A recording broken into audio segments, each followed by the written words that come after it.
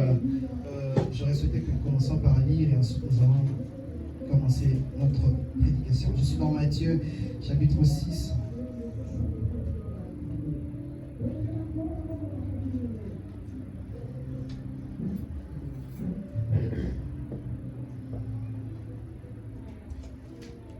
Est-ce que quelqu'un a trouvé Matthieu 6, verset 10? Matthieu 6, le verset 10. Que ton règne vienne, que ta volonté soit faite sur la terre et comme au ciel. Amen. Amen. Nous savons tous d'où ce verset est tiré, n'est-ce pas? C'est lors de la prière de notre Père. Amen. Amen. Un jour, les disciples ayant constaté que Jean-Baptiste avait appris à ses serviteurs comment est-ce qu'il fallait prier, et aussi après avoir constaté que Jésus-Christ avait un secret qui faisait en sorte que pendant la journée, tout ce qu'il faisait réussissait. Les disciples avaient compris que Jésus avait un secret et ils ont réussi à déceler cela. C'était la prière. Et voilà pourquoi les disciples vont demander à Jésus, pas comment on ressuscite les morts. Ils ne vont pas demander comment on guérit les malades. Ils ne vont pas demander comment est-ce qu'on prêche, comment est-ce qu'on prêche, comment est-ce qu'on fait pour que lorsque tu parles, que les hommes t'entendent. Comment est-ce qu'on fait pour que lorsque tu parles, que les choses s'accomplissent? Comment est-ce que tu fais pour que lorsque tu parles, que les démons t'obéissent et voire même les morts t'obéissent? Et Jésus va leur enseigner la prière. Amen. Ils ont demandé à Jésus, apprends-nous comment nous devons prier. Amen. Amen. Vous voyez, très important. Je suis dans l'introduction. Donc, dès le départ, vous voyez tout de suite que le secret ou l'une des armes que je peux dire ou que le chrétien doit toujours utiliser, doit toujours désirer au préalable, c'est la prière. Ça m'étonne, les gens négligent la prière. Les mercredis ils viennent là, les dimanches ils viennent en retard. Le moment d'intercession, ils sont pas là. Ils pensent que le moment le plus important c'est la parole, enfin c'est le moment de la prédication. Le moment de la prédication c'est très bien, mais c'est pas le moment le plus important. Est-ce que nous pouvons nous mettre d'accord là-dessus? Amen. La prière est très importante. Elle n'est pas non plus la plus importante, mais la prière est très importante. Voilà pourquoi, bien aimé dans le Seigneur, un enfant de Dieu doit avoir une culture de la prière. La Bible nous dit que ma maison sera appelée la maison de prière. Vous voyez, et c'est qui la maison de Dieu? C'est nous. L'apôtre Paul nous dit que nous sommes le temple du Saint-Esprit. Amen. C'est nous qui sommes le temple, la maison de Dieu, et la maison de Dieu est appelée la maison de prière. Voilà pourquoi enfant de Dieu désire d'abord la prière. C'est une parenthèse. Et une chose, bien aimée dans le Seigneur, nous venons de lire tout à l'heure, auquel Christ est en train de demander aux disciples de désirer le règne de Dieu. Alors, je recule un peu. Nous devons savoir une chose, que ce monde est d'une dualité. C'est-à-dire, dans ce monde, il n'y a pas de gris. C'est soit c'est noir, soit c'est blanc.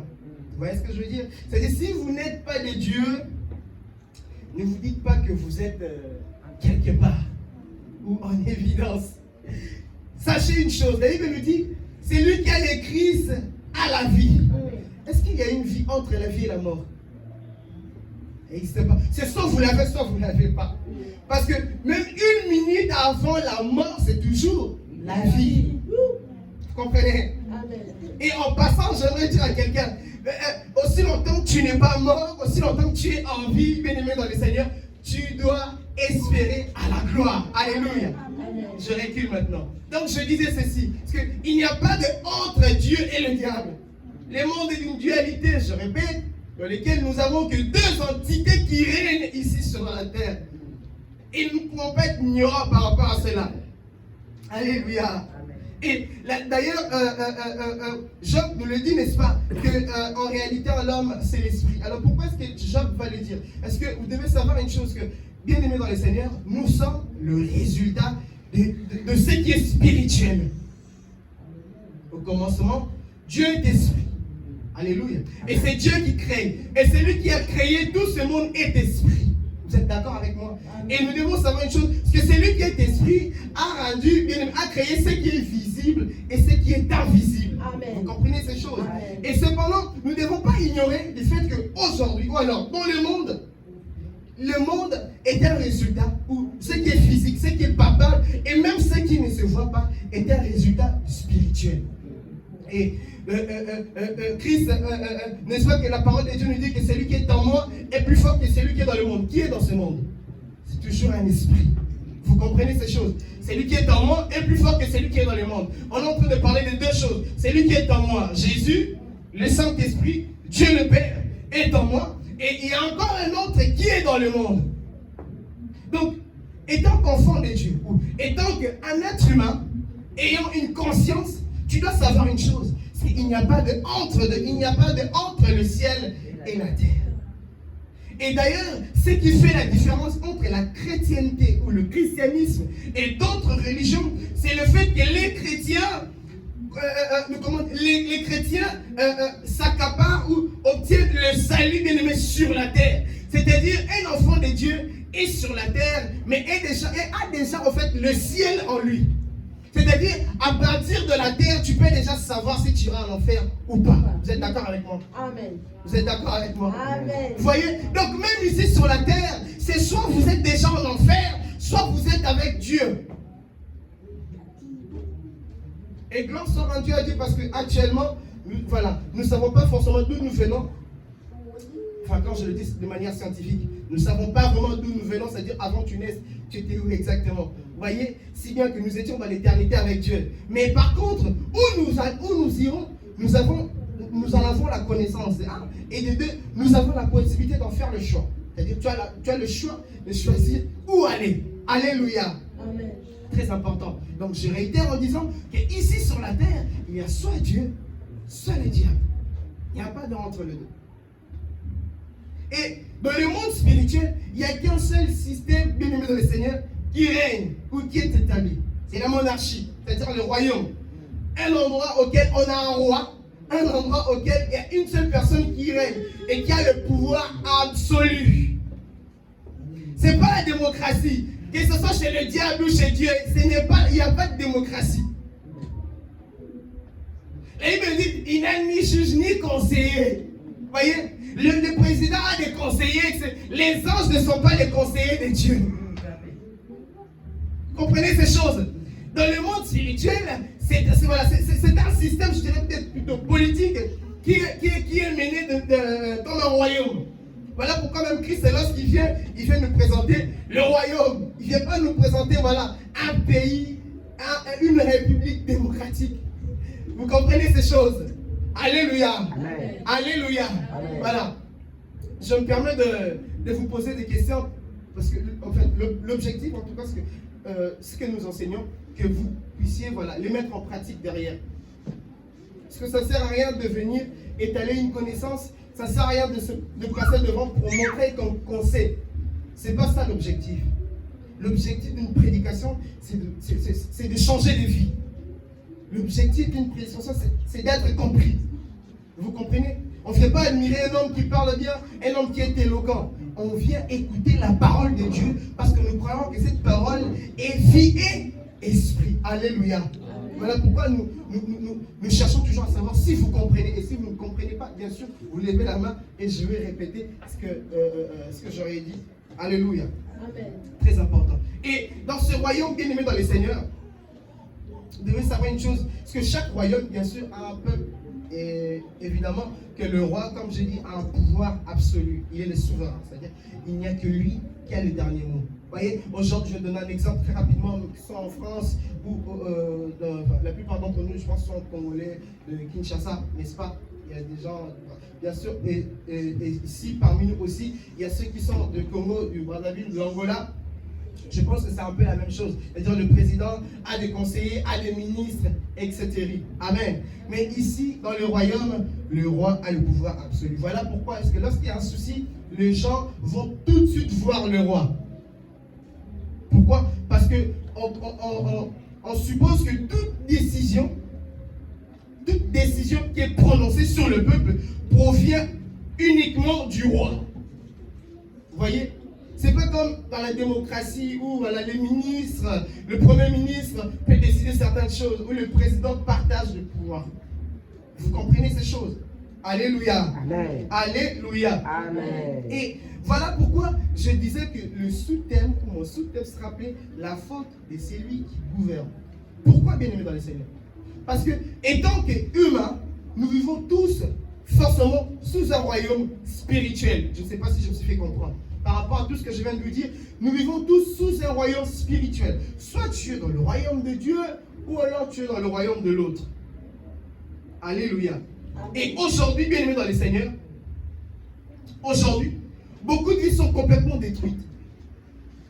Plusieurs personnes aujourd'hui, bien aimées dans le Seigneur, ils prennent des trains de vie qui ne leur ont pas été destinés. Alléluia. Il y a des gens aujourd'hui qui vivent des vies qui ne sont pas les leurs. Je vais donner un verset biblique, nous allons comprendre pourquoi est-ce que je dis cela. Prenons Ecclésiaste 10, versets 5 à 7.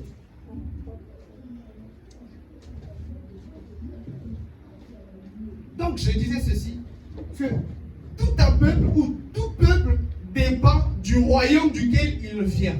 Jésus, lorsqu'il est venu, il nous a fait comprendre qu'il venait du Père et que tout ce qu'il disait, il l'avait reçu au Père. Vous êtes d'accord avec moi? C'est-à-dire, il nous a fait comprendre qu'il ne dépendait pas d'ici, c'est-à-dire sur la terre. Il dépendait des cieux. Et l'objectif pour Jésus, c'est que nous aussi, nous puissions dépendre des cieux. Est-ce que quelqu'un a trouvé Ecclésiaste chapitre 10, versets 5 à 7? Il est marqué, j'ai vu sous les soleils, comme une erreur provenant de celui qui gouverne. La folie occupe des postes très élevés, et les richesses sont assis dans l'abaissement.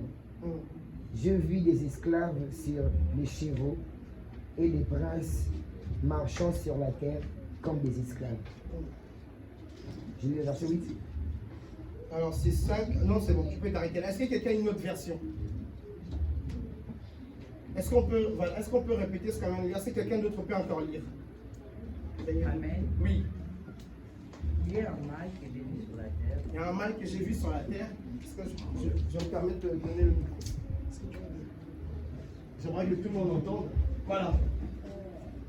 J'aimerais que tout le monde entende ce que nous allons lire tout à l'heure. J'ai lu au nom de Jésus. Amen. Il y a un mal que j'ai vu sur la terre. Les soleils. Il y a un mal que j'ai vu sur les soleils. Comme une erreur provenant de celui qui gouverne. La folie occupe des postes très élevés et des riches sont assis dans l'abaissement. J'ai vu des esclaves sur des chevaux et des princes marchant sur terre comme des esclaves. Amen. Est-ce que tout le monde a lu? Tout le monde a lu. Voilà, tu vas encore relire à la maison. Donc, je reviens encore un peu en arrière, ensuite je reviendrai sur le verset. J'étais en train de dire tout à l'heure qu'aujourd'hui, il y a des gens qui possèdent des vies qui ne sont pas les leurs. Est-ce que vous l'avez compris par rapport à ce que nous venons de dire ou pas? Ou vous ne l'avez toujours pas compris? Je vais avancer petit à petit. Salomon dit ceci. J'ai vu les occupations que Dieu a pour son peuple. Et Jérémie nous confirme aussi du fait que Dieu a des projets pour nous. Étant que des êtres humains, étant que ses enfants, étant que sa créature, Dieu a des projets pour nous, sa créature. J'aime beaucoup dire ceci. Il n'y a pas des enfants non désirés, je ne sais pas quoi. Et à partir du moment où un enfant naît, peu importe, dans les mariages ou pas, cet enfant est un projet pour Dieu. Je ne sais pas si c'est le cas pour toi, bien-aimé, mais si c'est le cas, sache que tu es un projet de Dieu. Alléluia. Et tout enfant, lorsqu'il naît, il naît avec la promesse de Dieu. Mais le problème, c'est quoi? C'est lorsque tu viens sur la terre, tu te rends compte qu'il y a une dualité dont j'ai parlé au début. Tu te rends compte qu'il y a deux royaumes. Et si par malheur, tu tombes par le royaume qui est erroné, tu prends un train de vie qui n'est pas ce que Dieu avait destiné pour toi. Pourquoi? Parce qu'on est en train de nous dire dans Ecclésiaste, j'aimerais lire ma version très rapidement, et nous allons comprendre. On est en train de dire ici que dans Ecclésiaste, j'ai vu un mal sous le soleil, du fait que par l'erreur, dans ma version, on parle Voilà, on parle d'une faute ou d'une erreur. Alors, il y a un mal que j'ai vu sous le soleil, vous me suivez? Comme un péché involontaire commis par celui qui gouverne. Un péché involontaire, c'est quelque chose qu'on n'a pas fait de manière non intentionnelle. C'est-à-dire, ta volonté n'était pas engagée. C'est-à-dire, tu ne t'attendais pas à le faire. Et subitement, tu te rends compte en fait que voilà, tu as commis l'erreur ou la bêtise. Amen. Et qui a commis cette erreur? C'est celui qui gouverne. Voilà pourquoi le sous-thème, j'avais dit, c'est la faute de celui qui gouverne. Merci. Ah, gloire à Dieu. J'ai un auditeur merveilleux, vous écoutez, c'est parfait. Vous voyez? Et la folie, bien évidemment, on dit, la folie occupe de nombreux postes élevés. C'est-à-dire, ceux qui ne méritent pas occupent des postes qui ne leur reviennent pas en réalité. Est-ce que vous ne voyez pas ça au Congo?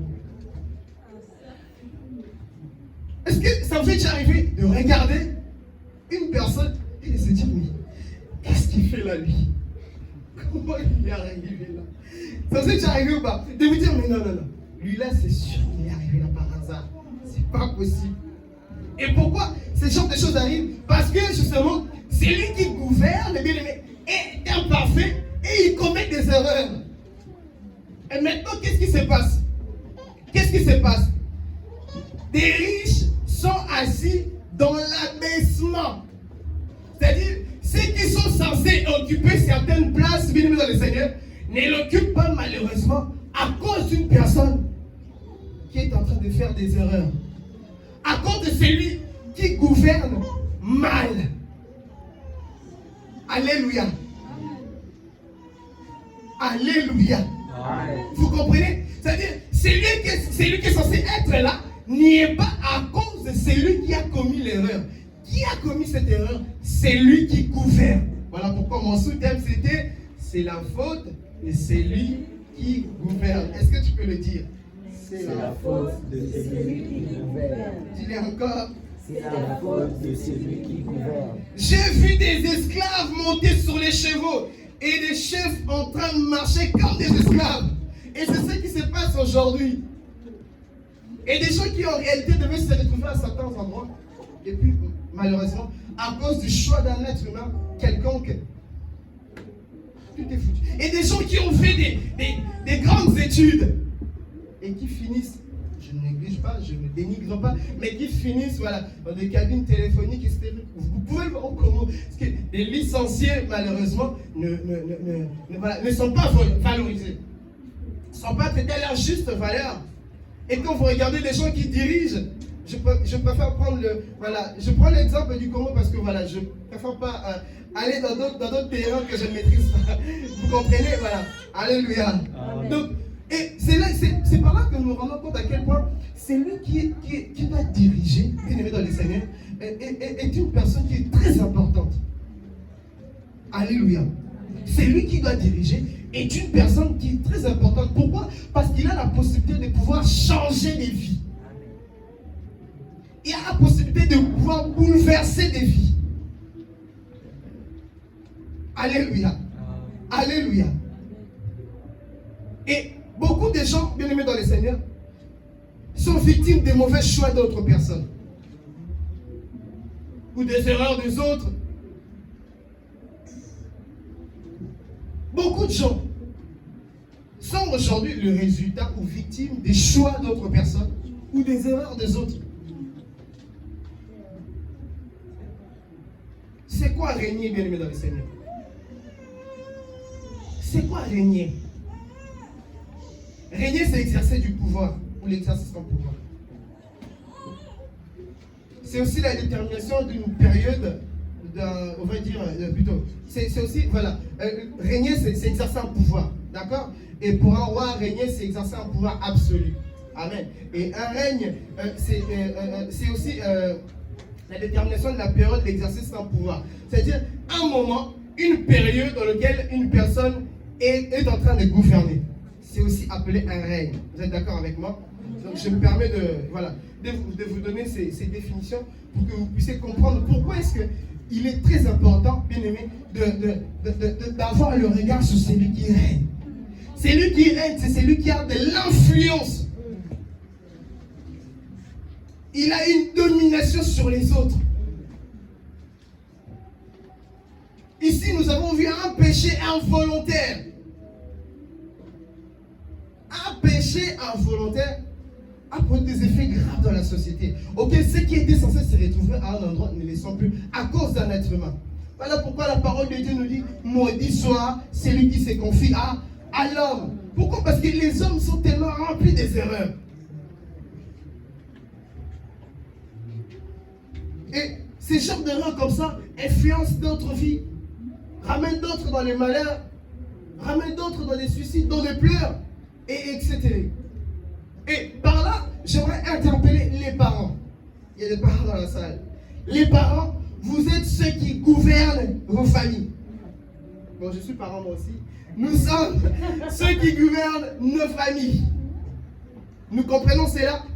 Il est très important que nous fassions des bons choix, car en réalité, puisque nous avons de l'influence sur nos enfants, par nos choix, nous pouvons influencer leur vie. Dans le mal, c'est comme dans le bien. Alléluia. J'insiste encore sur les parents. Chers parents, nous devons savoir quoi faire, quoi choisir, car ceci peut influencer la vie même de nos partenaires, c'est-à-dire ton mari ou ta femme. Parce que nous sommes tous influençables. Tout celui qui est amené à gouverner, à diriger, doit comprendre une chose, que par ton erreur, eh bien, tu peux bouleverser des destinées. Alléluia. Amen. Alléluia. Amen. Et ici, on nous parle d'un péché involontaire. C'est-à-dire, il y a des éléments aussi qui font que les gens n'obtiennent pas des places qui leur reviennent. Vous voyez, ici, c'est même pas, on ne parle pas de l'iniquité, mais on parle d'un péché involontaire. Parce que l'iniquité, c'est le péché que tu commets avec conscience. Mais si on parle d'un péché involontaire, est-ce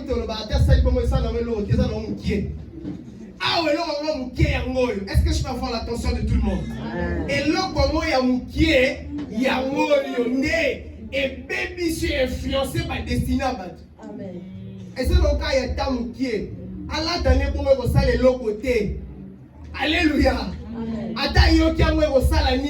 C'est ce genre de choses qui influencent des vies. Faisons très attention, bien-aimés dans le Seigneur. Des destinées sont détruites à cause de ce genre de choses. Un péché involontaire. Il y a des choix qui sont faits par orgueil. Un jour, David va se dire, tiens, je vais faire le dénombrement des enfants d'Israël. Je vais compter, je vais savoir à peu près combien nous sommes. Vous connaissez les conséquences, n'est-ce pas? Il y a des lecteurs de la Bible dans la salle. Est-ce que nous connaissons les conséquences? Qui ne connaissent pas? Est-ce qu'on peut lever les mains? Ceux qui ne connaissent pas, je vais expliquer. Voilà.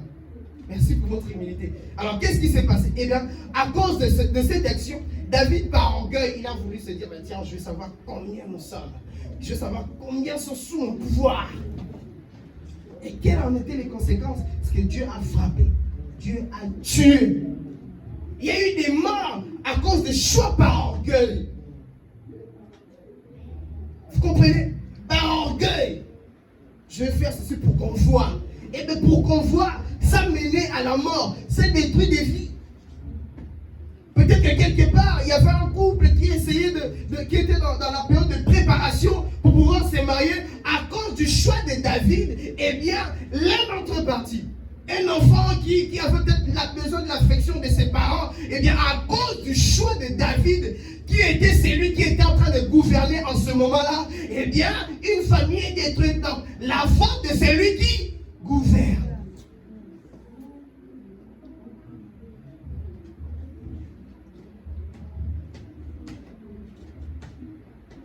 Et aujourd'hui, il y a beaucoup de vies actuellement qui sont encore entre les mains de celui qui gouverne mal.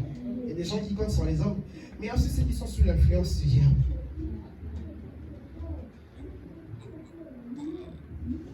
Bien aimé, si vous vivez sous l'influence du diable, soyez-en sûrs, vous serez l'homme riche mais qui se retrouve à l'abaissement. Vous serez un chef mais qui marchera à pied et vous verrez toujours les esclaves monter sur les chevaux. Aussi longtemps que vous serez sous l'influence du diable. Au début de la prédication, j'étais en train de vous dire qu'il existe des royaumes, 2 royaumes, ça de Dieu, ça celui du diable. Il existe 2 influences. Soit vous vivez sous l'influence du malin, soit vous vivez sous l'influence de Dieu. Mes frères et sœurs, aussi longtemps que vous serez sous l'influence du diable, vous commettrez toujours des erreurs. Et cela va encore en générer d'autres.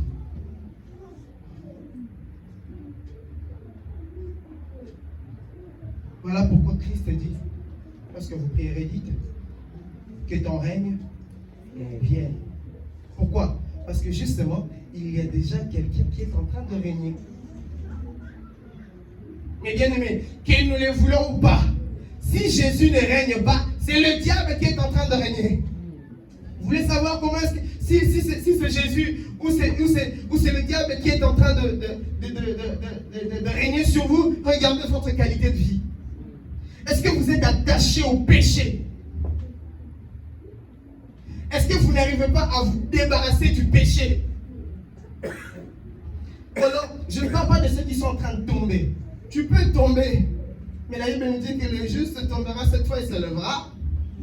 Amen. Un enfant de Dieu peut tomber, mais il ne peut pas demeurer. Est-ce que vous demeurez dans le mal? Et si vous demeurez dans le mal, vous devez savoir une chose, c'est que si la main de Dieu n'est pas sur vous, c'est le diable. Parce qu'il faut que le règne de Dieu vienne. Et si le règne de Dieu n'est pas encore là, c'est qu'il y a quelqu'un d'autre qui est encore en train de régner. Qu'est-ce qui fait que les gens vivent sous la malédiction? C'est pas que Dieu vient, il vient les maudire, non. Qu'est-ce que Dieu fait? Il enlève juste sa main. À partir du moment où tu n'as plus la main de Dieu, c'est le diable qui te récupère. C'est comme ça. Est-ce que nous comprenons cela? Alléluia. Amen. Voilà pourquoi il leur dit dans la prière, demandez que ton règne vienne. C'est-à-dire ton moment. Le moment où le bon doit régner. Est-ce que vous êtes d'accord avec moi? Alléluia. Amen. Le moment où le meilleur doit régner. Celui qui est parfait doit régner. Celui qui n'a point commis le péché doit régner. Celui qui dit en mot la chose s'accomplit doit régner. Amen. Celui donc qui dit j'agirai, qui s'y opposera doit régner. Écoute, papa peut régner, mais peut dire une chose, l'opposition existe. D'ailleurs, c'est pas méchant. Mais en réalité, les maisons sont gouvernées par les mamans, c'est pas les papas. Les papas sont les dirigeants, mais ce sont les mamans qui gouvernent. Si ce maman le bimbo ou bima te ou bima te. Les qui n'ont pas la télé, les qui n'ont pas la télé. Maman qui gouverne. Au monde. Alléluia. Amen. C'est comme ça. Et il y a des choses comme ça. Voilà pourquoi il faut que celui qui est bon et parfait puisse régner. Parce que vous prierez, dites que ton règne vienne. Bien aimé, nous devons faire en sorte que nous puissions vivre dans le royaume de Dieu. Amen. Tout à l'heure, le modérateur était en train de dire que le modérateur n'est pas, le royaume de Dieu n'est pas constaté par la bonne puissance. Tu dois vivre une vie de puissance. Il y a des riches ici qui sont en train de vivre dans l'abaissement. Il y a des chefs ici qui ont mis des esclaves sur les chevaux, je ne sais pas pourquoi. Et des gens qui ont des trains de vie qui ne sont pas les leurs. Toi-même tu te regardes, mais moi je suis un enfant de Dieu, je ne peux pas vivre de telles choses. Mais pourquoi est-ce que je vis cela? Non. Mais je suis la tête et non la queue. Mais pourquoi est-ce que je suis la queue depuis 10 ans? Qui règne sur moi? Peut-être que pendant très longtemps, tu pensais que Jésus régnait, mais en réalité, ce n'est pas lui. Voilà pourquoi aujourd'hui, tu diras que ton règne vienne. Alléluia. Amen. Alléluia. Amen. Luc chapitre... Alors je vais commencer par 1 Chronique, chapitre 17, verset 11. J'aurais besoin que quelqu'un m'accompagne dans la lecture pour que nous puissions comprendre quelque chose.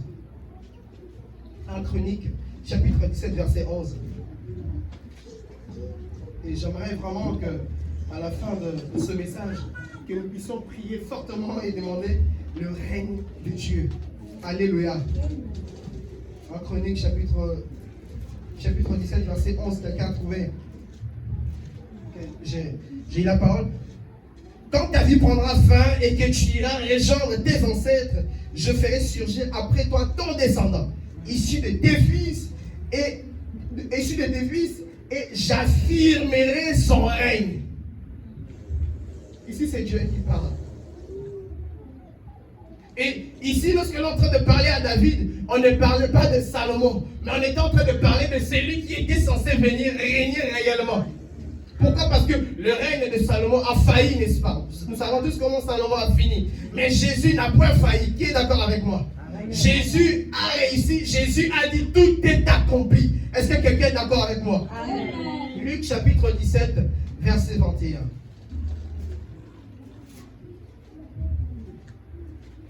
C'est très important de soutenir ce que nous disons par la prière, par la parole, pardon. Luc 17, verset 21. Quelqu'un a trouvé? On ne dira pas il est ici ou il est là. En effet, le royaume de Dieu est au milieu de vous. C'est-à-dire aujourd'hui, il y a des gens qui attendent encore que le royaume de Dieu. Le royaume est déjà là. Et comment est-ce que tu peux savoir où se trouve le royaume de Dieu? Le royaume de Dieu, c'est Jésus lui-même. La présence de Dieu sur la terre, c'est son royaume. Lorsqu'il parle du royaume de Dieu, il parle de sa présence quelque part. Si c'est sur la terre, on dirait le royaume de Dieu, sur la terre. Alléluia. Et aujourd'hui, nous sommes porteurs du royaume. Pourquoi? Parce qu'il est monté, il est redescendu en esprit, il habite en nous maintenant. Nous sommes le royaume de Dieu. Voilà pourquoi, étant que royaume, tu dois manifester la puissance. Est-ce que tu es d'accord avec moi? C'est lui qui a le royaume. Le royaume aujourd'hui ne se trouve pas quelque part dans une église quelconque locale. Le royaume de Dieu, c'est l'église spirituelle. L'église avec un E en majuscule. L'église corps du Christ. L'église qui est toi, moi, les voisins et ainsi de suite. C'est nous qui sommes le royaume de Dieu. Qui est d'accord avec moi? C'est pas non si Dieu règne, bien aimé dans le Seigneur. Qui d'autre pourra? La Bible nous dit bien aimé dans le Seigneur. La Bible nous fait comprendre le fait que si Christ règne en nous, Christ en moi l'espérance à quoi? De la gloire. Alléluia. Christ en moi l'espérance à la. Alléluia. Et tant qu'enfant de Dieu, tu dois vivre une vie de gloire. Parce que tu ne vis pas sous le règne du diable. D'ailleurs, j'en profite pour faire appel à ceux qui n'ont pas encore compris que c'est le moment de vivre sous le règne de Dieu. C'est simple. Crois au Seigneur Jésus comme Seigneur et Sauveur. Tu es sauvé. Crois au Seigneur Jésus comme étant ton Seigneur d'abord. C'est-à-dire, tu l'obéis. Tu fais ce qu'il dit parce que c'est un royaume et que le roi a le pouvoir absolu. Et que lorsqu'il te dit, tu le fais. Abraham a obéi sans tergiverser. C'est ce que la parole de Dieu dit. Il n'a pas cherché à savoir où aller à gauche, à droite, ou à calculer, ou à négocier. Non, Dieu l'a dit. Prends tes bagages, quitte ta patrie. Il l'a fait. Parce qu'il avait compris que c'est une histoire du royaume. Alléluia. C'est une histoire du royaume. Amen. Le royaume de Dieu est déjà présent. Mais il y a des gens qui continuent à vivre sous le royaume du diable. Sous le royaume du diable. Église, j'ai une question pour vous. Qui règne sur vous?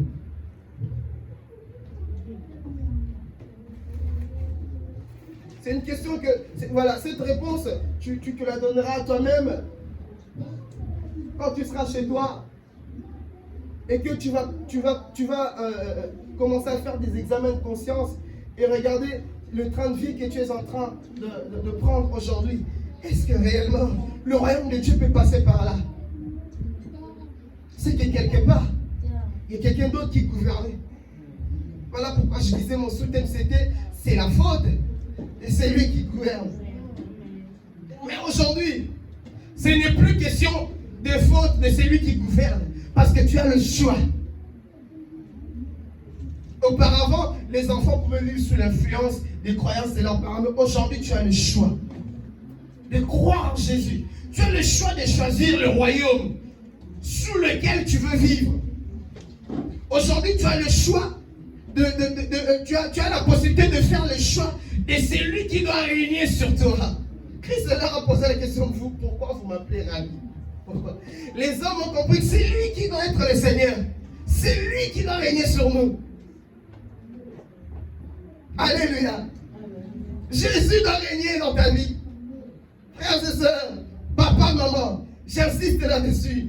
Il n'y a que deux royaumes. Vous vivez sous quel royaume? Vous vivez sous quel royaume?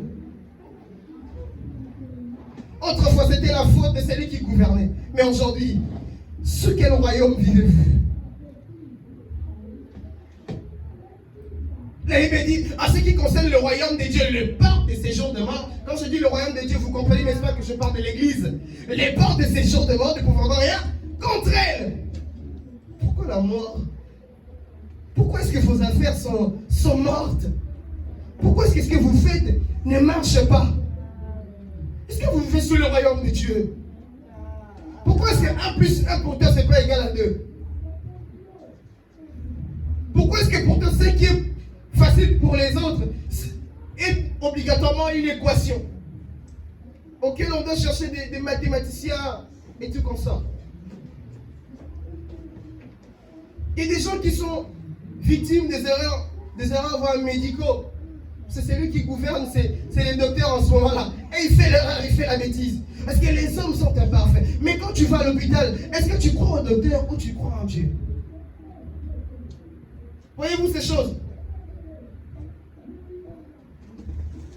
Voyez-vous ces choses à l'église? Sous quel royaume nous vivons? Sommes-nous réellement sous le royaume de Dieu? Sous le règne de Dieu? La Bible dit que ton règne vienne et que ta volonté soit faite sur la terre comme au ciel. Pourquoi? Parce que dans le ciel, il y a déjà une volonté qui est prévue. C'est pourquoi au début de ma prédication, j'étais en train de dire aux enfants de Dieu, parce que quand tu viens sur la terre, tu nais déjà avec un projet. Et dans les ciels, il y a déjà un projet pour toi. Je réitère encore que Samuel dit, et puis Salomon dit, j'ai vu les occupations que Dieu a pour son peuple. Dieu a une occupation pour toi. Mais le problème, c'est que tu te retrouves sous la main de quelqu'un d'autre. Et il ne viendra pas par force. Et des fois, si je me tiens à la porte de celui qui entend ma voix, ouvre. Est-ce que tu peux ouvrir ton cœur aujourd'hui au royaume? Est-ce que tu peux choisir aujourd'hui d'arrêter cette mauvaise vie pour vivre sous le royaume de Dieu? Si ta vie ne te plaît pas, est-ce que c'est peut-être pas parce que tu es sous un mauvais royaume? C'est ça la bonne nouvelle. Parce que le royaume de Dieu est au milieu de vous. Jean-Baptiste, au bout d'un moment, il s'est retrouvé en prison. Il se pose des questions. Mais comment ça se fait qu'il est là? Ça bouge pas. C'est maintenant lorsqu'on lui dit que ce qu'Esaïe avait dit dans Esaïe 35 est en train de s'accomplir, auquel les malades sont en train d'être guéris et que les boiteux arrivent à marcher, c'est pendant qu'il a compris que le royaume de Dieu est présent. Mais le royaume de Dieu est présent depuis. Il a donné sa vie pour faire un royaume. Le royaume de Dieu, c'est la famille de Dieu. Dans ce royaume, nous n'avons pas seulement un roi qui a un pouvoir absolu, qui a le droit de faire tout ce qu'il a envie de faire. Lorsque, pour finir, nous allons prier, lorsque les peuples d'Israël étaient sous le règne de celui qui était le bon, à cause de l'envie, ils se sont permis d'envier d'autres peuples en disant, nous aussi nous voulons avoir un roi qui va nous juger, etc. etc. Et on leur donne, voilà, vous aurez celui-ci comme roi. Mais par contre, il aura ça, il aura ça, il aura ça. Sur vous. Il aura la possibilité de prendre ce qui vous appartient. Vos meilleures richesses l'appartiendront. Vos esclaves deviendront les leurs.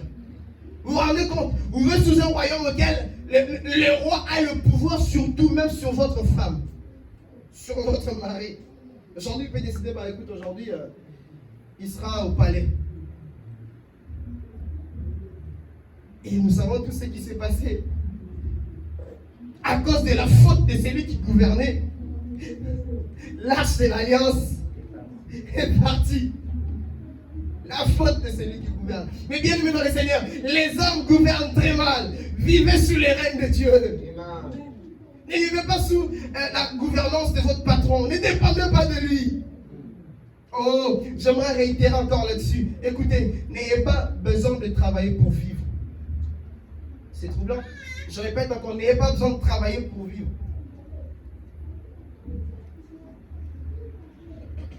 Parce que nous ne dépendons pas d'ici. Nous dépendons là-haut. Écoute, oh, si cette entreprise ferme, il ouvrira d'autres.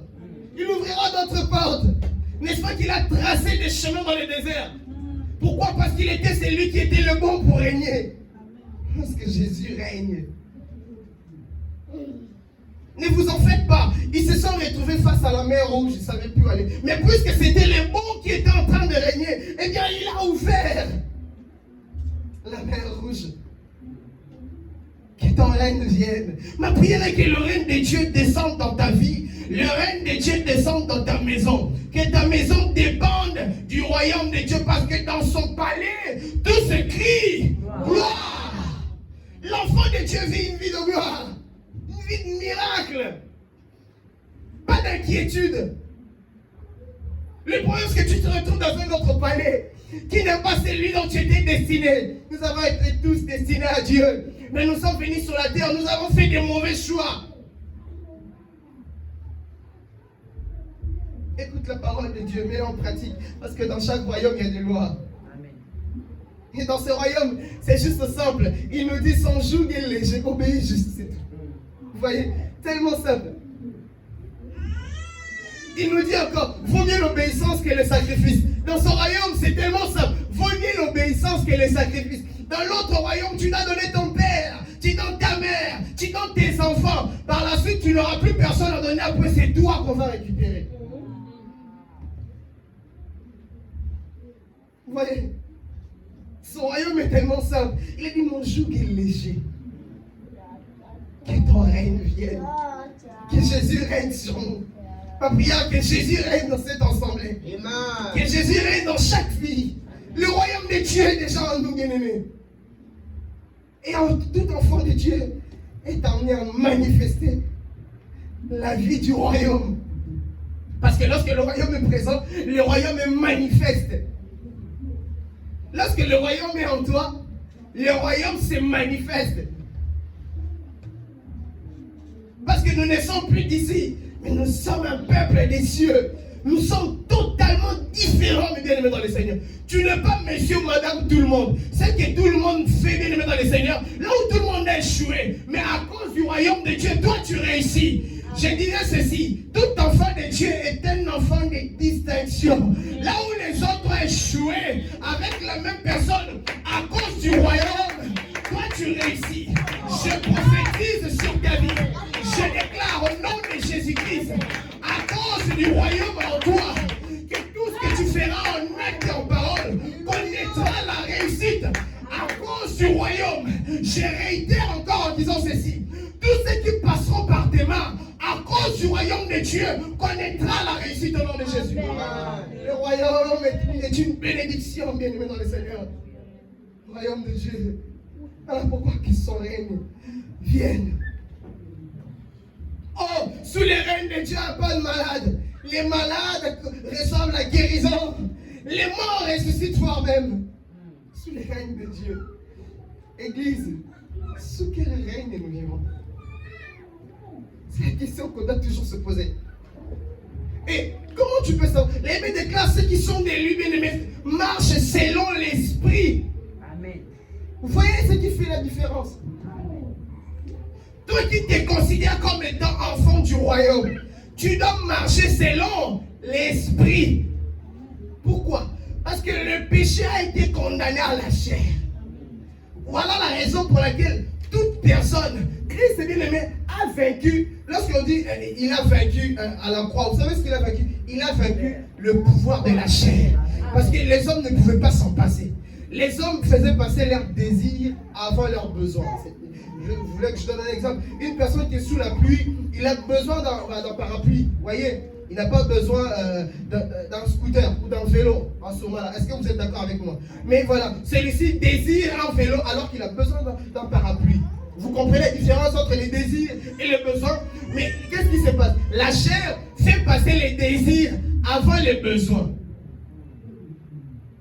Vous voyez une personne qui a besoin de se vêtir. Il a de l'argent pour se vêtir, pour avoir plusieurs vêtements. Il va s'embêter à aller acheter un seul vêtement à 1000 euros. C'est pas mauvais, vous pouvez vous permettre si vous avez... Vous voyez, je donne un exemple. Et alors qu'il n'a qu'un seul vêtement. Donc, tu as plus accompli tes désirs à la place de tes besoins. Une personne dont sa maison n'a pas à manger, il préfère aller s'acheter une voiture. Qu'est-ce qu'on... Oui, j'ai vu une vidéo sur internet, sans mettre que je tairai le nom de la personne qui a fait le geste. En fait, quelqu'un qui va en Somalie, vous connaissez tous, c'est un pays qui souffre beaucoup. Quelqu'un qui va en Somalie et qui va apporter des chaussures à 500 euros. Et les gens meurent de faim. Vous comprenez? La chair fait passer les désirs avant les besoins. Mais lorsque tu marches selon l'esprit, cependant tu feras ce dont tu as réellement besoin. Tu feras exactement ce qu'il te faut en ce moment-là. Il y a des gens qui ont besoin d'abord de Dieu avant le mariage, mais il y a des gens qui commencent par le mariage et Dieu après. Et après tu t'étonnes. Ah, mais on s'en est chaud, mon âne. C'est là qu'on a. Tu n'as pas compris que tu as d'abord besoin de Dieu. Tu as voulu chercher je ne sais quoi. Demain après-demain, si ça ne marche pas. Demain, si après-demain, ça te coûte la vie. Ce sera la faute de Dieu. Non. C'est tu as accompli la volonté de celui qui gouverne, mais de l'autre côté. Marchons selon l'esprit. Désirons le règne de Dieu. Il leur a dit, dites que ton règne vienne. Bien aimé, le règne de Dieu, c'est le désir. Amen. Et apôtre Paul nous a dit, bien aimé, ne vous enivrez pas du vin, c'est de la débauche, mais soyez remplis du Saint-Esprit. Mais c'est qui le Saint-Esprit de Dieu? C'est Jésus lui-même. Amen. Jésus lui-même qui est le royaume de Dieu. Donc, soyez remplis du royaume de Dieu. Désirez le royaume.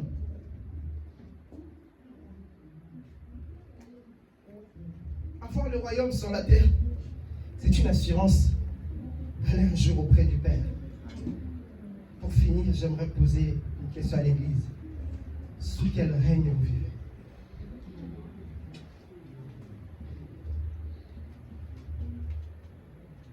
Baissons nos têtes.